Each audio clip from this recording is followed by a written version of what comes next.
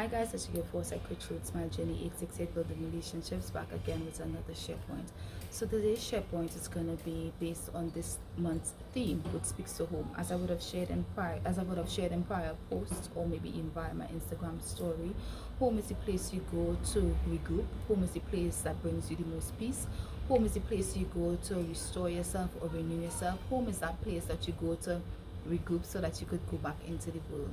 And with that theme, I spoke about the importance of nourishing your mind. I spoke about the importance of feeding your mind good thoughts, because your mind is like soil, and whatever you plant, it would grow. It would give you the product of whatever it is you plant. Whatever seeds you plant in your mind, it will definitely manifest itself.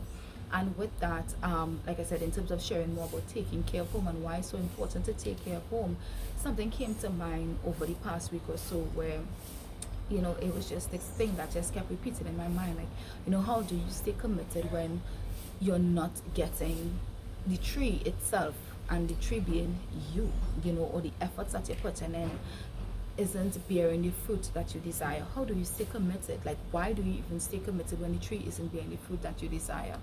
And that right there, or when that question comes into mind, or when you feel like you want to give up, as many of us do from time to time when we're pursuing certain desires, or when we're pursuing a purpose, or when we're pursuing a goal, that is your mind doing exactly what it was built to do: keep you safe. That is your mind doing exactly what it was built to do, based on science, keeping you in that safe zone, right? And I am sure most of you would have heard it before, or most of you may agree with me when I say the statement that greatness is outside of your comfort zone. Greatness is as a result of you stepping out of your comfort zone. So yes, your mind was designed to keep you safe, or keep you in a particular comfort zone, or what it knows to be safe, but everything great is outside of that. So in those moments when I become very overwhelmed or become very frustrated, like, and literally saying it's like, what's the point? What is the point of me putting in all this work and still not get the things that I desire? What is the point of it? I remind myself of this: what are all the things that I am currently achieving because I'm pursuing something in particular? Yes, I may not get to that particular thing just yet, but there are other things that I am gaining, or other benefits that I'm reaping because of this pursuit that I'm on.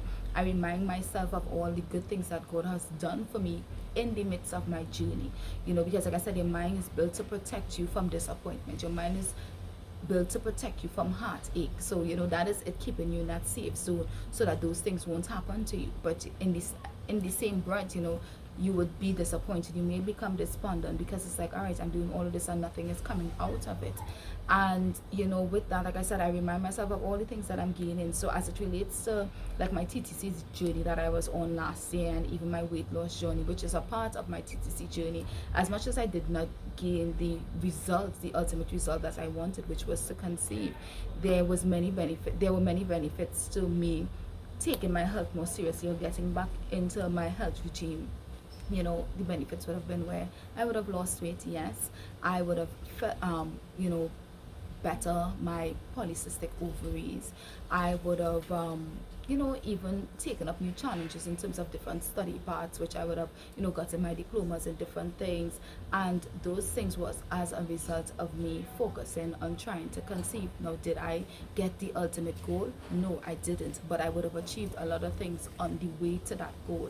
So basically what I'm saying is, yes, you may become very despondent when it is your pursuing something and it isn't coming to light. But what I want to encourage you to do is to remind yourself of the things that you have gained while you were in the pursuit of that thing that you really desire.